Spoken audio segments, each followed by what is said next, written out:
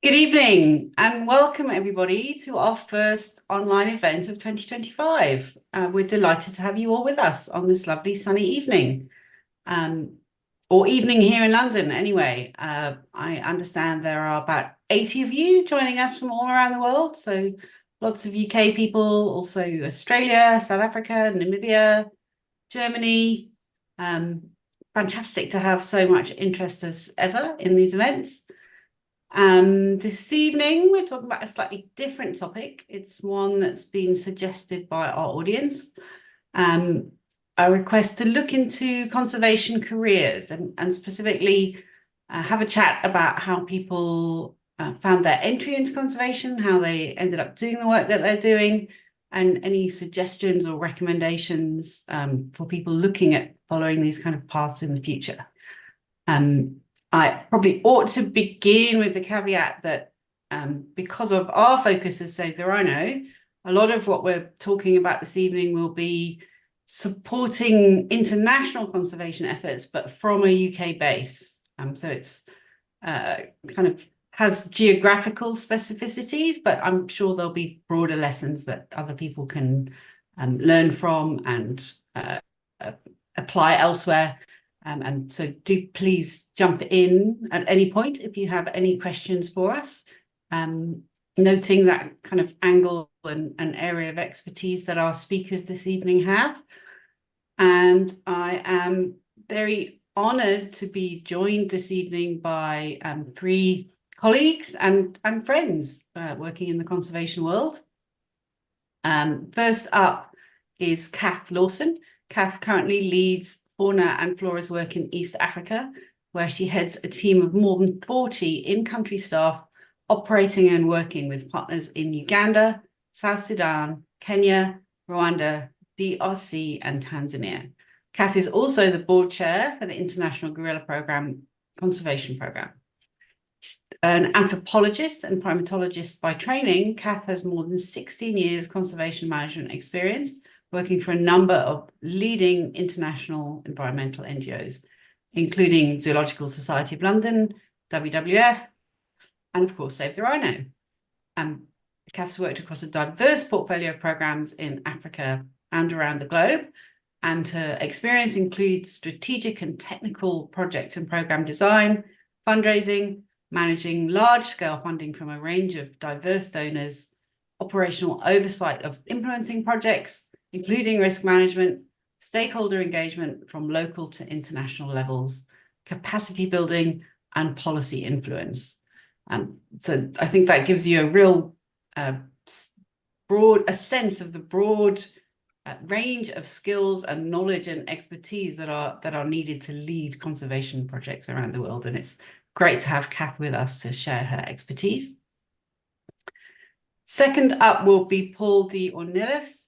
And Paul is the WWF UK Chief Advisor for Wildlife.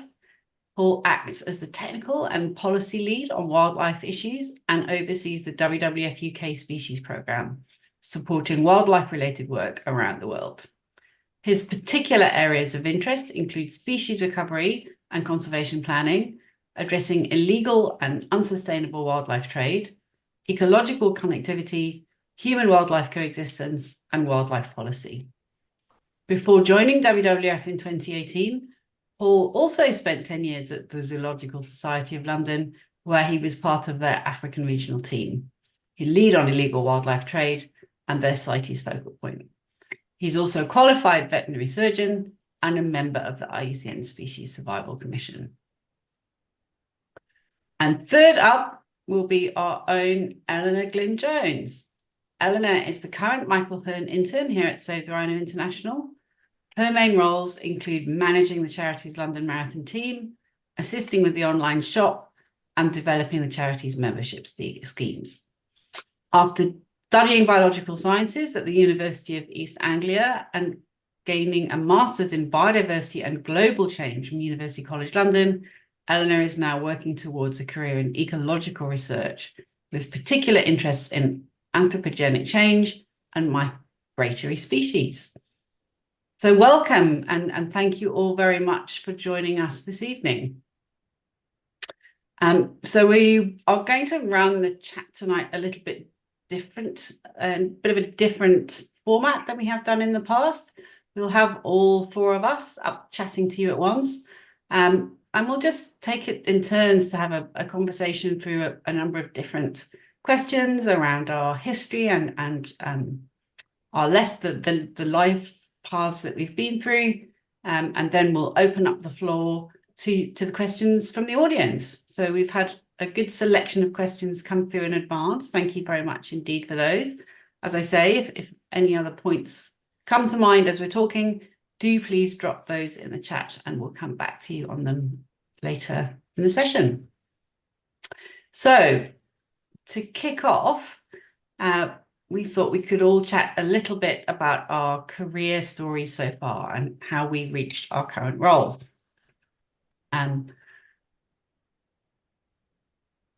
I believe we have everybody up in front of us now. So hello and good evening, Kath, Paul, Eleanor. Great to see you. So perhaps I should begin. Those of you who are signed up to Save the Rhino News may be familiar with part of my story. I was always very passionate about nature and biology, and also had a fascination for Africa. I raised funds through all kinds of varied madcap schemes, car boot sales, working in kitchens and waitressing and driving in order to save up money after my A-levels to go on a gap year, which meant I could be a volunteer on a ecology program in Zimbabwe before I did my undergrad degree. And I think that's what really sparked my passion and set me on my life path. I then came back to the UK, studied biology in London, which was kind of a very traditional academic grounding, but was lucky to be selected for an exchange to Melbourne, where I was exposed to a much kind of younger, more practical conservation biology approach to learning, which was something that was quite inspiring in an early part of my career. After finishing my undergrad, many of you will know I actually was a volunteer for Save the Rhino back in the day, and supporting myself by temping in all kinds of different charities around London, doing fundraising jobs, admin, data entry, finance, like you, Eleanor, managing membership systems. So a whole wealth of different expertise. I was then very lucky to be selected to do my master's at the University of Cape Town. I moved to South Africa in the early 2000s. From there, went on to do a PhD, and those were both in conservation biology, conservation ecology topics, kind of related to rhino monitoring and management, population recovery, which I was very fortunate to be able to spend many years doing. And then consulting on a lot of black rhino habitat work before taking a slight shift in focus as rhino poaching picked up. After that, I worked for a period of time for Traffic, the Wildlife Trade Monitoring Network. And then I also worked for WWF in South Africa, leading their rhino and then broader wildlife programs.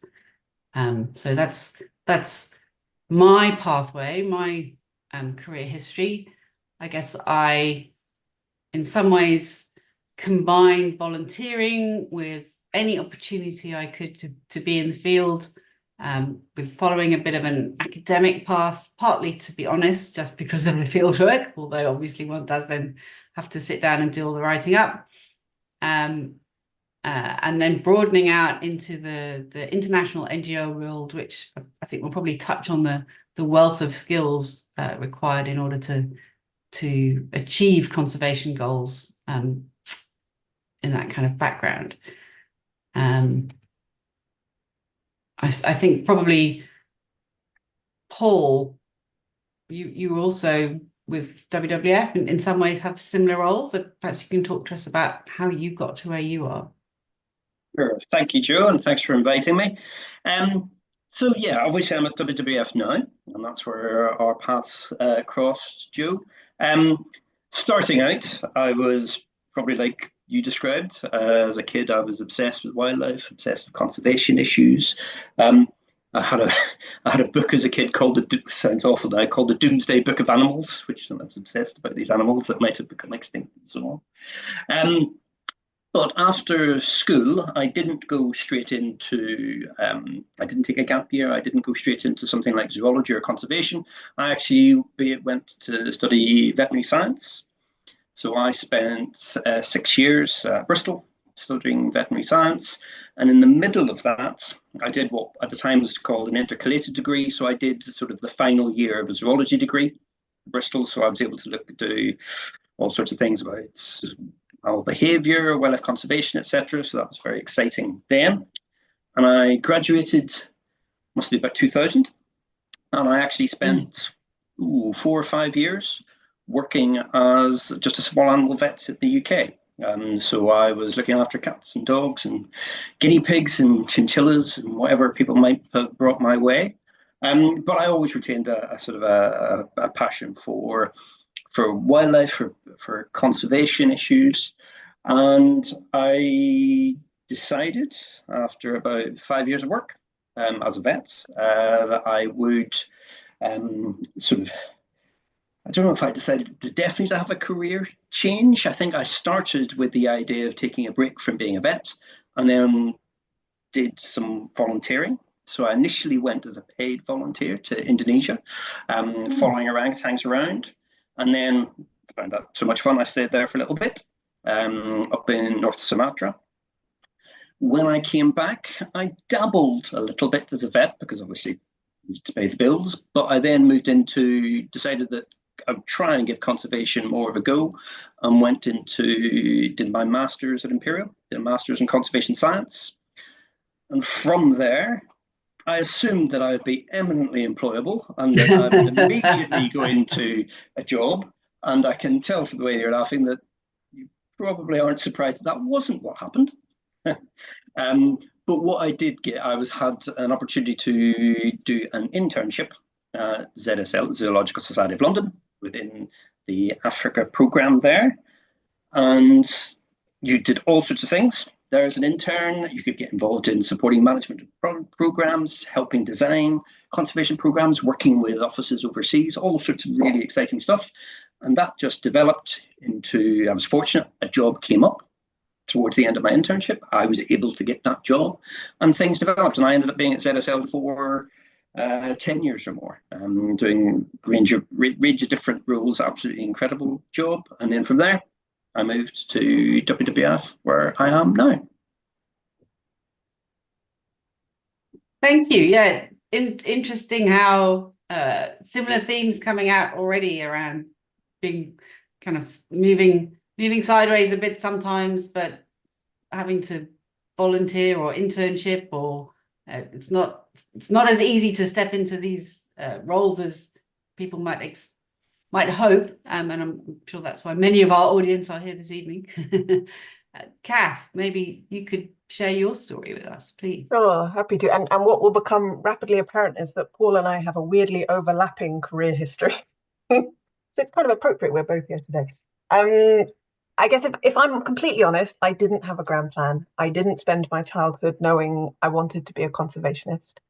I went to university thinking I wanted to study something like cultural studies or social anthropology. And I ended up at Cambridge, and at Cambridge in your first year, you study 3 topics. So I studied social anthropology, archaeology, and then biological anthropology. And within that first year, I rapidly realized that actually biological anthropology spoke much more to how my brain worked and was what I wanted to focus on going forward. And it gave me a really good grounding in a lot of topics that are very relevant to conservation. And also, because it included human evolution, sparked an interest in primatology. Part of my degree was, looking at lots of different primate skulls and looking at the evolutionary process through them, as well as conservation of primates. And when I finished that undergraduate degree, I still didn't really know what I wanted to do. And I saw a master's in primate conservation at Oxford Brookes, and I thought that sounded interesting. And to my credit, my parents didn't question me when I said I want to go and study monkeys for 2 years. I did it part-time, so I was working a full-time job at the same time and then going once a week up to university and continuing my master's studies. And as part of that, I spent a summer in South Africa, following a troop of baboons round, collecting their poo, trying to understand the role that they were playing in seed dispersal and how that interplayed with human-wildlife conflict in the landscape that they were in. And then from there, my first role, which was unpaid, was like Paul, as an intern in the Africa programme at the Zoological Society of London. And again, I worked a full-time job as a waitress in the evenings, and then worked at the zoo as an intern during the day, so I could pay my way. And I did that for just under a year, and then secured what was my first paid job at Save the Rhino, where I was the office and communications manager. And it was definitely a more admin heavy role than I wanted. I mean, I know Save the Rhino is not huge now, but it was even smaller when I was there. And so I was the IT department, the comms department, the finance department, a whole range of things. I did the VAT returns, all that sort of stuff. What I realized with the benefit of hindsight is that it gave me lots of skills that are now really important in different aspects of my roles. From there, I went back to the Zoological Society of London, and I led the Edge of Existence Fellowship Programme for a few years, which is a grant-giving scheme to in-country early career conservationists working on evolutionary distinct species. And then I moved to WWF, where I was for about 8 years. I started as a regional officer, and then I was promoted to a regional manager, both roles with a focus on supporting conservation work in Africa. And I was briefly seconded into the role that Paul now does as Chief Advisor on Wildlife, with a particular focus on illegal wildlife trade at the time. And then about 4.5 years ago, I moved into the role that I am in now, which, as you said at the beginning, Jo, is Senior Programme Manager for Eastern Africa at Fauna and Flora. So again, a similar kind of approach of I sit here in the UK, but I oversee a portfolio of work that's in region implemented by in-country, mostly nationals from those countries. Thanks, Kath. Yes, again, echoing lots of similarities, similar organizations and pathways, but also being prepared to get your hands dirty, literally down to the point of collecting poo, which I also spent several years doing. Eleanor, you clearly look lots younger than either of any of us. No offense to either Paul or Kath, but not to put you on the spot, but perhaps you can chat to us a little bit about your experience so far. Yeah, definitely. So yeah, I do definitely have less experience. I'm quite new to the world of conservation. But as you said, I studied biological sciences, and that was kind of when I realized I wanted to go into conservation. I started taking a lot of modules to do with ecology and conservation and really enjoyed them. So then I went on to do a master's called Biodiversity and Global Change at UCL. And it was kind of just a more detailed look at conservation. And I really enjoyed it. So after that, I knew I wanted to have a career in conservation. I wasn't sure what role really. I was quite open-minded when I was applying for things. But now a year later, I'm doing the internship at Save the Rhino and really enjoying it. And my past work experience was like not related to conservation. So I was a teaching assistant and a sales assistant and that kind of thing, but they still gave me kind of transferable skills. So I could still talk about them in, job applications and interviews and things. And I did also volunteer at the Chelsea Physic Garden, which kind of involved getting young people engaged with the garden and kind of interested in conservation and nature. So that was a really good experience, and it involved putting on events and stuff. So that was kind of really useful to talk about when I was coming into the internship. Brilliant. Thank you. Yeah, jack of all trades. So bit of a trickier question now, potentially, but I just wonder, Kath, were there any particular key moments or milestones that you think changed the direction of your career?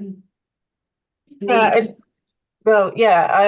will talk about the internship that I ended up doing at Zoological Society of London, which, again, it makes everything sound like it wasn't very planned. I promise there was some method to my madness, but I actually applied for an internship in ZSL's events team. I moved to London and I thought, I'm interested in animals. The zoo seems like an interesting place to go and work.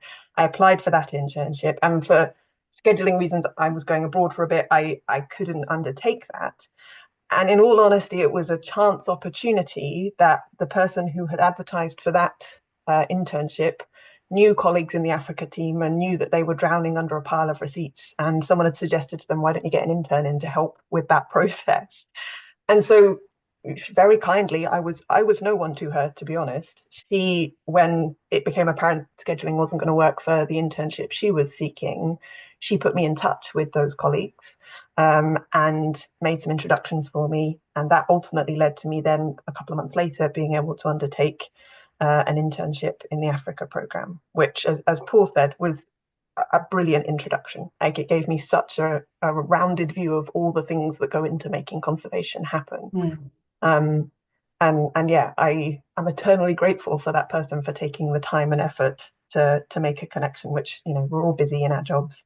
It was really kind of her to have done that for me. Lovely, thank you. Paul, any moments that stand out for you? It was just building off what Kath said, and obviously people have gathered that sort of Kath and I have sort of either followed or overlapped to a degree with each other, which is quite a coincidence. But I'm actually reminded, I spoke about how after I finished my master's, I assumed I'd worked as a vet. Now I had this master's, and I would go, straight into the world that would be desperate to have me, and that it didn't quite happen. And one of the things I did, Kath saying that she applied for an internship that didn't quite work out at ZSL, and they got another one. I applied for an internship within their Asia team. I thought you could work with tigers also, this will be very exciting. And I didn't even get shortlisted. So I was incredibly disheartened by that. I thought, I've worked for years, I've done this. I can't even get on the shortlist for a volunteer post. But which just illustrated how competitive things were. But similarly to Kath, my CV was then passed on in a bundle to someone else. And I was able to get just someone happened to be looking for an intern. That I don't know, presumably because Kath was moving on. It's because I got the job at Save the Rhino, yeah. I didn't even know this was all quite so interconnected. There's nothing suspicious about it. It's purely coincidental. but again, it's to talk about the idea that opportunities can come your way that you don't have control over. And absolutely. It's the idea that you just have to be able to recognize the opportunities and take them when they come, and to be stubborn and determined that you may have got a rejection from the thing that you thought you might be well suited for, but something else will come along. You just have to keep persisting. Absolutely. Helena. Yeah, I'd say a similar thing of being open-minded to other routes, because I think a big moment for me was when I saw the advert, the internship. I'd not really been considering a fundraising route into conservation, but I really loved the look of it. So I think being open-minded and not having one specific role in mind is quite useful. Yeah. Yes, I think maybe two examples for me. One was also Save the Rhino one, and my first exposure to Save the Rhino was literally walking down the street in Notting Hill, coming away from university one evening, and there was a poster in the window saying, Save the Rhino, we're going to be talking at the World Geographical Society. And I went along and saw these people talk about their work with the rhino costume, and in those days literally went home that night and hand wrote a letter which I posted saying how fantastic I thought they were, and please could I come and meet them, and I'd love to volunteer from them. So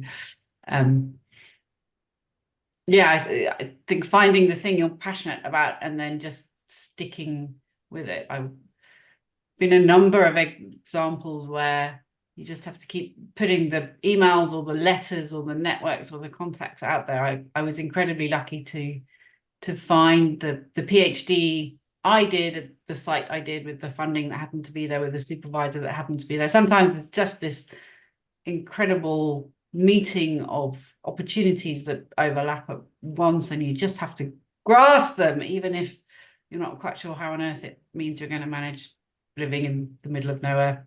And just jump when the opportunity comes, just jump and go for it. Okay, so maybe with a slightly different angle, we've talked about what kind of worked in a weird sort of way. Any thoughts on things you might have done differently if life happened over again? It's a tricky one, this. There may be different ways that people interpret it.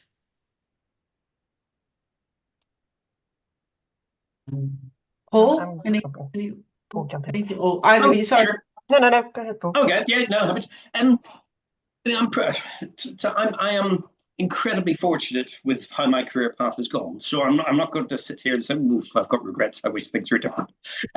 However, I obviously said that I did a veterinary degree, and then I worked for 5 years as a vet.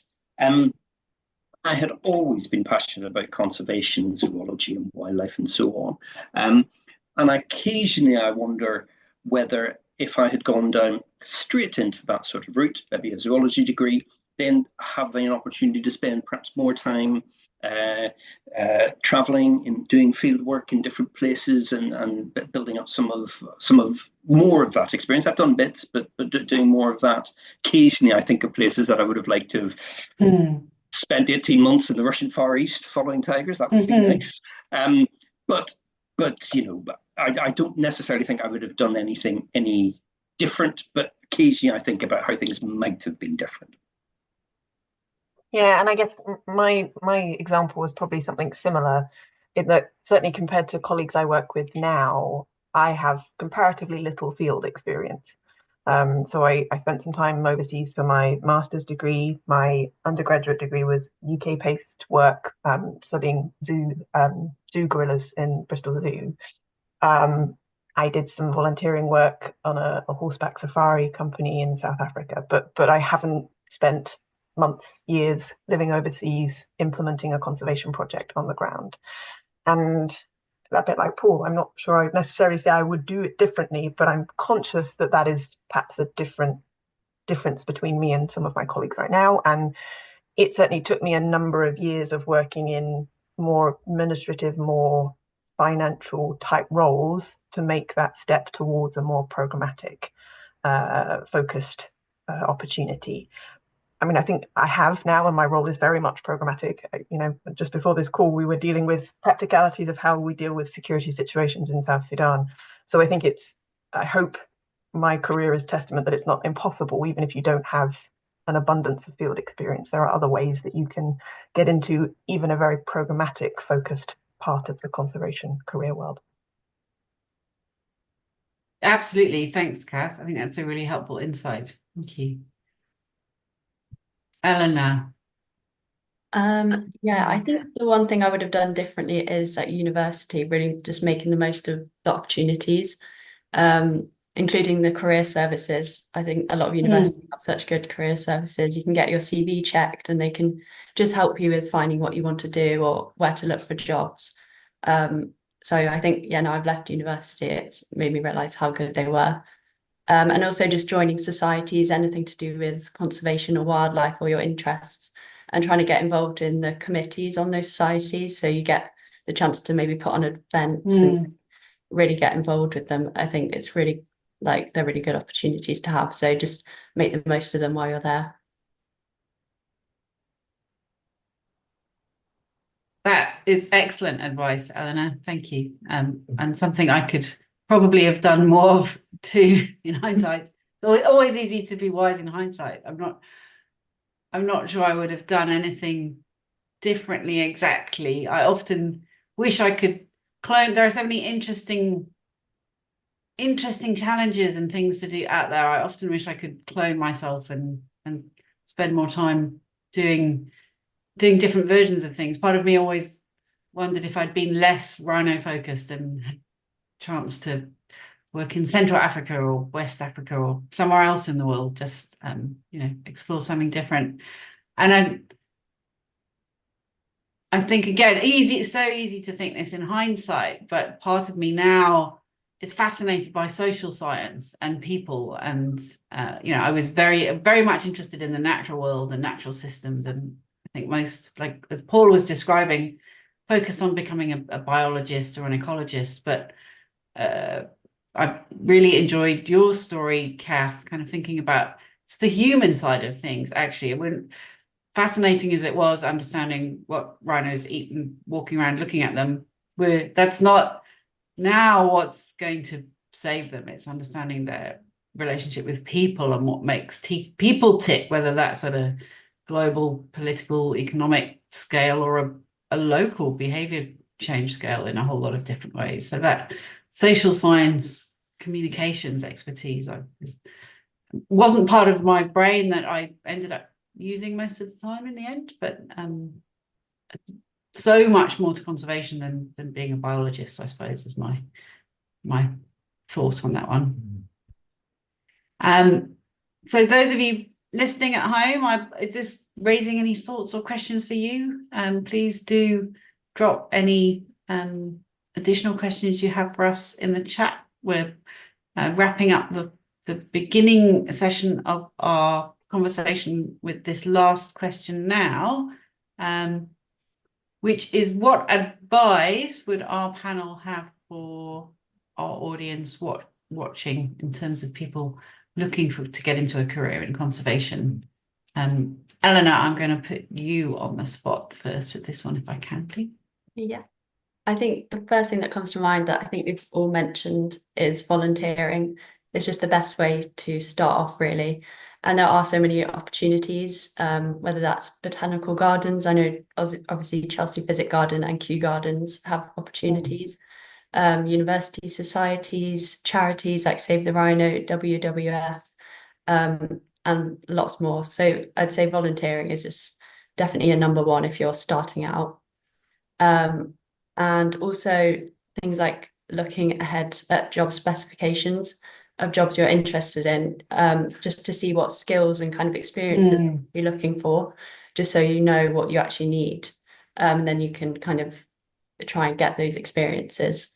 And really making use of LinkedIn as well. So if you're attending webinars or events or anything like that, just really using it to build a network, because then you can just hear about events that are going on or job openings. It's just the best way to actually know what's going on in kind of the world of conservation.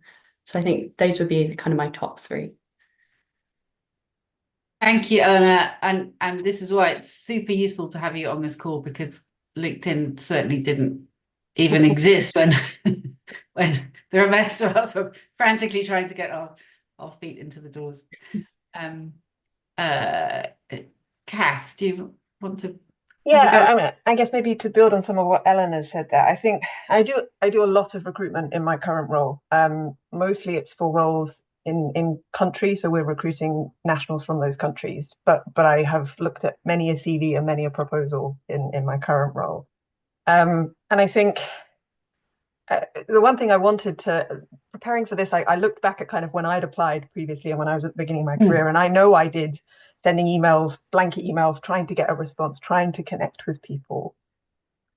And I think now, knowing how busy I am in my role right now, I really struggle to respond to someone who's a complete stranger that sends me an email or that reaches out to me on LinkedIn. And I know it's really competitive, and I know that's it seems like a really positive thing to be doing. But I think what I would stress is the importance of making connections as much as making contact with people. So whether that's volunteering, whether that's being an intern, get someone to know who you are and think, oh, I know that name. I might actually pay attention to this name anymore, or try and help them, or whatever it is. And it's, I would love to help every person that reaches out to me. But the reality is I've got, many other plates spinning that I need to keep going. Unfortunately, I can't do that. What is a really great way to get that traction is to be a volunteer for Save the Rhino. So when there's a job, actually that name comes through and you recognize it and you think, maybe I should spend a little bit more time looking at this.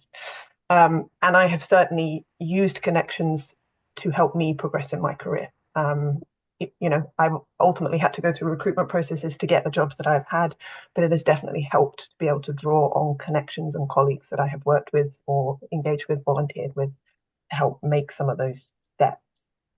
I think just on a recruitment piece, and I know colleagues at Save the Rhino will say this, but investing time in your CV and in your cover letter, but also knowing that I probably have 2 or 3 minutes to read it when I'm actually going through it. The last job we recruited in Kenya, we had 700 applications. So, and that's one of 4 or 5 different recruitments we were doing that month. So making it really easy for people to see how you fit to the role, how you fit the job description, how you fit the person specification, and evidencing it. Really, really important when thinking about applying for jobs. And then I think, again, building some of what's already been said, there are some skills that if you can put on your CV are always going to help you. So things like fundraising. Everybody working in conservation has to be a fundraiser these days. It's only getting harder to fundraise. So demonstrating you can fundraise. When I was in my volunteering interning period of life, I volunteered for a Great Ape organization and I just did their fundraising for them. So I could put on my CV that I'd raised X amount of money from these different donors and have that familiarity. Fundraising, financial management, M&E, and an understanding of the interface of people and human rights, as we've already talked about in the conservation space. All things I think would really help. Fantastic. Yeah, excellent. Really, really excellent points there, Kath. I wholeheartedly agree with those, and that they're all very strong, but I think that idea about building connections and networks, I'm not saying it's easy, but thinking about how you make yourself stand out and how you make yourself known in a positive way. Yeah. Paul, any last thoughts from you? I suppose a lot of that, I would echo everything that has been said, really. I suppose just picking up from the days whenever I did a lot more recruitment in a sort of more programmatic role and looking at CVs and what made people stand out or not stand out. I think one of the things is that question of having experience of actually having done conservation. And I know that can seem a little bit chicken and egg. Well, how do I get the experience? But that's when it talks to the real importance and role of volunteering. And that's particularly if you're interested in sort of want to get involved in international conservation. I'm speaking here from being based in the UK. There are lots and lots of opportunities for volunteering internationally. And then if people can see that you're in a position to actually be serious and commit and do stuff, then that can develop into volunteering roles where you're almost basically doing the conservation job. But I know it's not great to say that you're volunteering to do the job, but it means that you can get a year, 18 months experience of actually doing sort of the work that needs to be done, and that makes a world of difference when you're looking at someone and you're considering whether or not they can have a role. So I'd really echo that. And the other was just picking up on that idea of, you mentioned, Joe, the idea that when we were talking at the start, and several of us were talking about our interest in wildlife and becoming ecologists and so on, but conservation, issues of conservation are so broad that it's rarely an ecological question that needs to be addressed. It is people, it is financing, it is raising funds, it is looking at aspects of IT programming. There's a whole range of different skills, legal skills, policy skills. So I would encourage people to think about the different breadths of skills that they might be able to access or bring to the world of conservation that, to be honest, the world of conservation is crying out for, and that can make you sort of distinct and so on. So there's different avenues that you can approach to get involved in conservation. Yeah, thank you, Paul. Yeah, absolutely. I think we're all nodding and wholeheartedly agreeing in that, and there's such a suite of different disciplines almost to the science of conservation. But if you want to do conservation and implement it, there's so much more to it than science, as we've kind of all articulated. Maybe a slightly different answer from me, not different, but just maybe to reassure people that don't don't give up. Life isn't linear. What's the great quote? Comparison is the thief of joy. Life isn't linear. Opportunities arise when you least expect, but often you sit feeling like it's never going to happen to you and it's hopeless, and everyone else seems to be flying, or they've found their path and they know what they're doing and what's wrong with you. I guess I would say most people go through that, but that's just a life stage. Don't give up. Stick with it. The right thing will crop up for you eventually.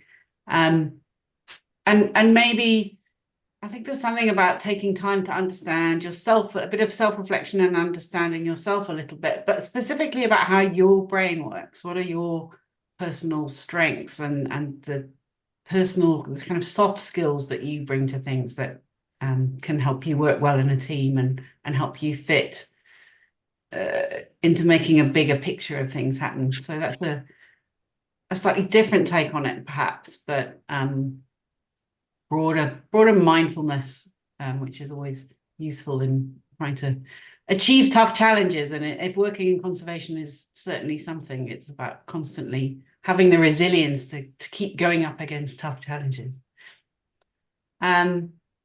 So those are the set questions that we prepared. There are quite a few that came through in the chat in advance, and I see that people are dropping them into the chat as we go. Please do keep doing that. Some of these we've kind of touched on, but we can dig into in a little bit more detail. So Tanya Carey asks, what is the best way to set yourself apart against the hundreds of other applicants for every job? Kath, you touched on this a little bit. I have maybe a few more specific points. I don't know if there's anything more anyone else would advise, Tanya. No, I mean, I think probably just re-emphasizing what I said about making it easy for someone to see you're a good fit for the job.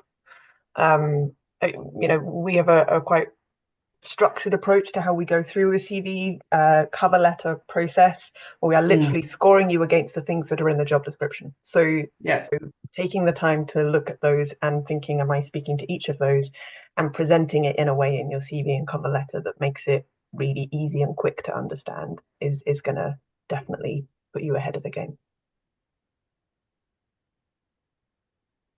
Yeah. Paul, any top tips? No, I was going to say something similar, actually. I think, there is a very obvious clue that the people who are recruiting give you, which is they set out exactly what they want the potential candidates to sort of measure against. So they'll say they need someone to do this, to do X, to do Y, to demonstrate this experience.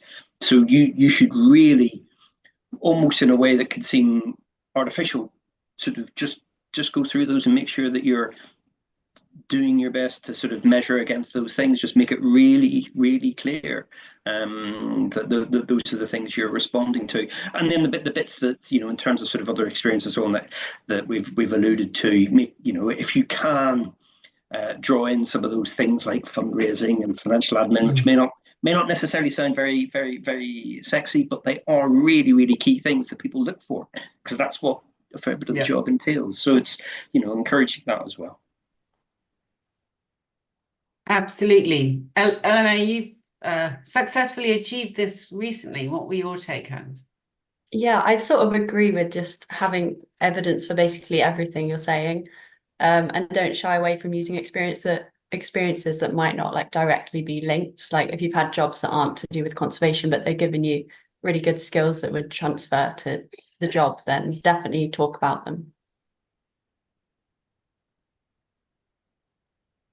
Thank you. And yeah, maybe a slightly tongue-in-cheek one from me, but people so often end up their cover letter by saying how much they love rhinos or love wildlife or would love to work for your organization, which is wonderful. Of course, everybody should love rhinos and love wildlife, but tell us that you understand why rhinos or why the conservation job you're applying for is needed. Show that you have an understanding of what the challenge is and what the solutions might be, not just that you're passionate about it. I think there's both of those things play a part. And again, a lot of these questions we have kind of touched on as we go through, but there's a few about people wanting to get their foot in the door. So what are the entry-level jobs in conservation? Is it possible to work in conservation without a relevant degree? And does a degree help? I suppose this feeds on from the recruiting one. That's a bit of a tricky question. I'm not sure what the paths for that Well, might be. I'm happy to give a stab at that one. Going from the back, the idea of a degree can certainly help. I mean, I think it depends on what sort of route you have, but there's an element of sort of the sort of knowledge and understanding certain things around science that can be helpful to bring to bear. But having said that, when we sort of go on again about all the different skills that are actually involved in doing a lot of these jobs are not, in many cases, unless you've gone down the road of academia or being a specific science specialist, the vast majority of jobs in conservation are not science specialist jobs. They are the sort of things that we've been talking about. So there's all sorts of different skills that you can bring to bear.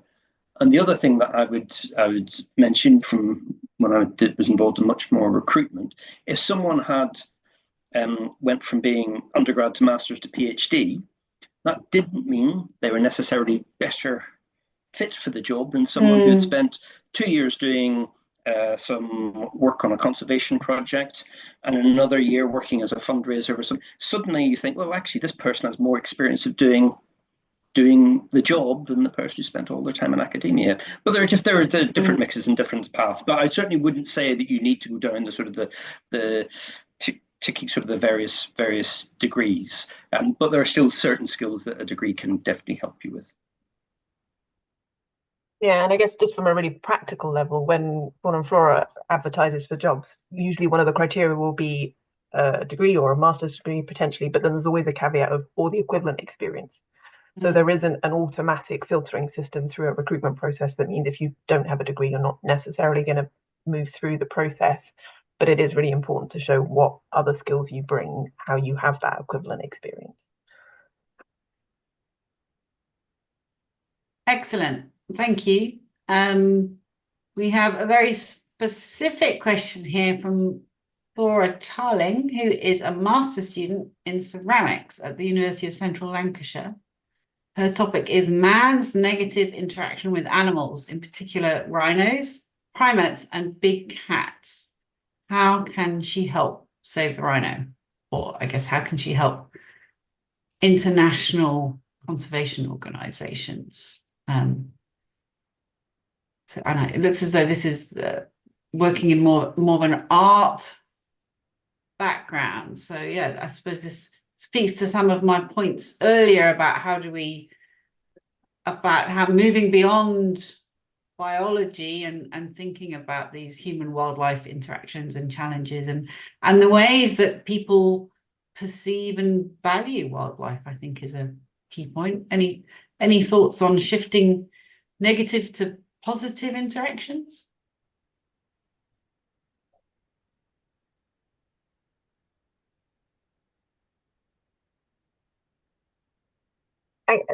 Possibly not a direct answer. I think what's really important is sort of acknowledging and understanding the complexity of the people, animal, wildlife, biodiversity interrelationship. And it sort of speaks to some of what we've talked about earlier about the importance of human rights and the social aspects being really important in conservation and recognized increasingly so.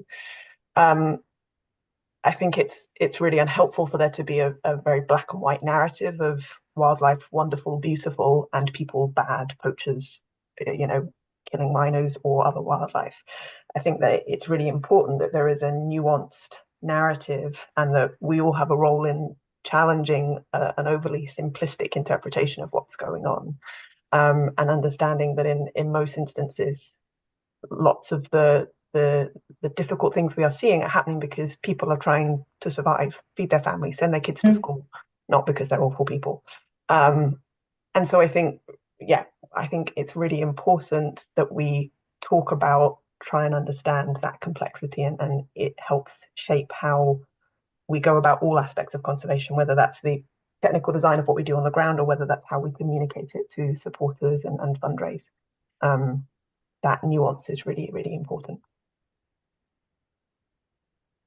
Yeah, I was just going to add, I guess everything in conservation really comes down to people and their interactions with biodiversity and the environment around them, and us trying to influence that in a way that has more positive outcomes for wildlife and for biodiversity. So looking at ways that you can understand people, that you can motivate people, that you can provide, whether it's incentives for living alongside wildlife, benefits from living alongside wildlife, or understand the challenges and circumstances in which they're in, and try and sort of shape how their behaviours, or work with them, not shape them, but work with them to sort of look at how those behaviours can change. And just more broadly, influencing people so that wildlife biodiversity is seen as part of us, as part of the sort of world on which we depend, and that we have a more positive interaction with it. I think there's all sorts of things that the world of art and so on can bring to those sorts of things.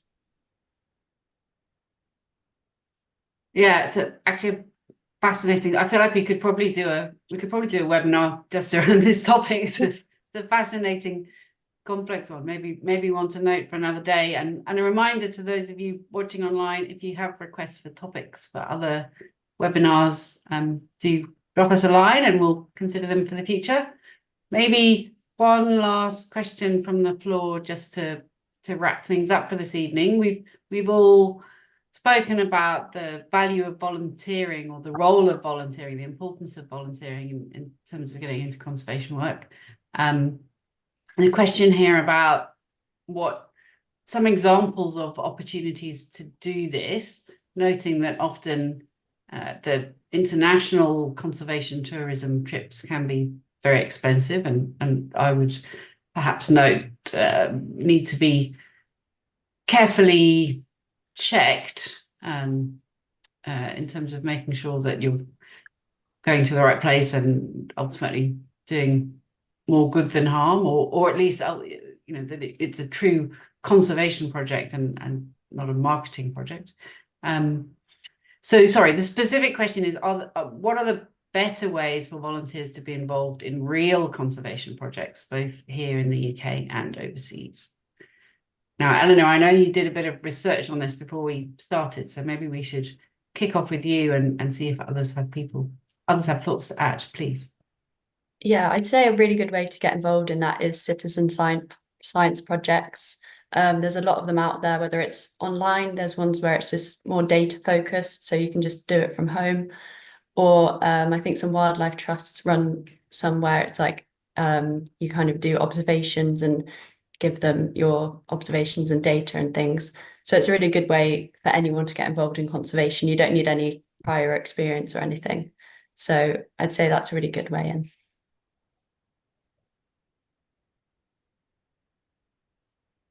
And just to add on that, here in the UK, there are lots of organisations that do provide sort of or welcome sort of volunteers. You mentioned things like Wildlife Trust, Rivers Trusts. There's a host of different organisations here in the UK that, if you're able to give of your time, and that there are good experience, important work that you can contribute to.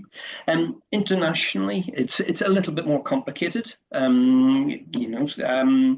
there are opportunities. Joe was talking to, obviously there are sort of tourism linked ones that you do have to do a good quality control on. There are opportunities there and things that do provide benefits for conservation in the local communities, but you do have to make sure that that's the case.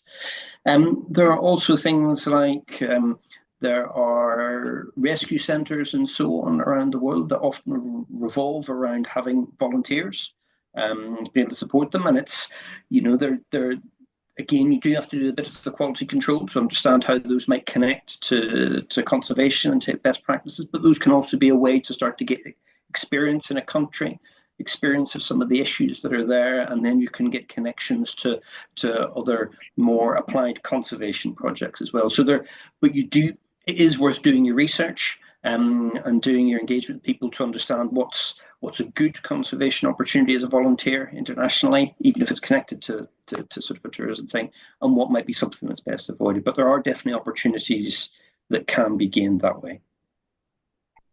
And maybe I would just add, similarly at Fauna Flora, we advertise internships very much like jobs. So they're short term, but they have a financial salary associated with them to some extent. And kind of internships have definitely evolved over time. And certainly the time when Paul and I were perhaps undertaking internships, there was a bit more flexibility about how long they lasted and how much you got paid or not paid and things like that.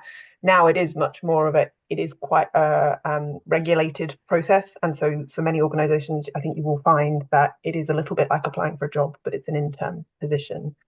And I guess in terms of sort of the more voluntary side of stuff, again, as we've talked about, there being lots of different ways to work in conservation. There's also lots of different ways to volunteer in conservation. And actually, it's not necessarily, yes, going and being overseas and doing field work would be amazing, but actually it might be that you've got accountancy skills and actually you could offer a charity some financial support. And I know they'd be very grateful for that. And that might then open some doors further down the line. So thinking about different ways you could volunteer, things that you could do that maybe you need to be in full-time employment doing something else whilst you're a volunteer. There are definitely ways to navigate that. It's just about thinking outside the box a little bit.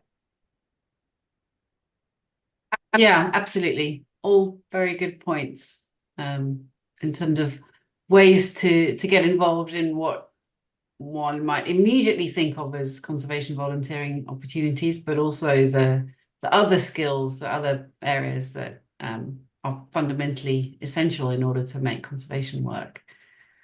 I think we're coming up to all we have time for this evening. So unless there are any last questions coming through, I would just like to thank you all very much.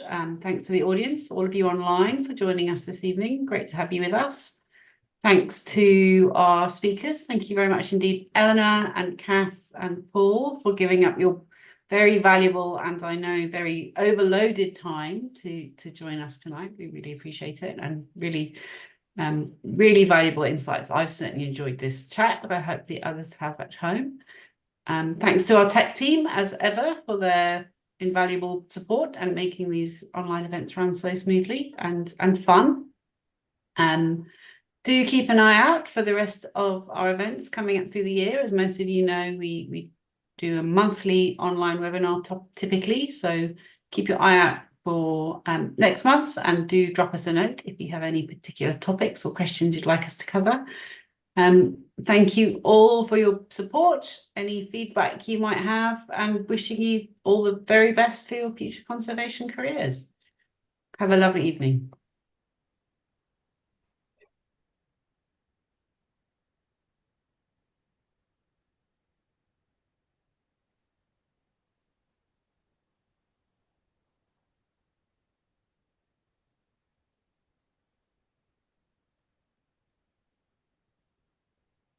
Brilliant.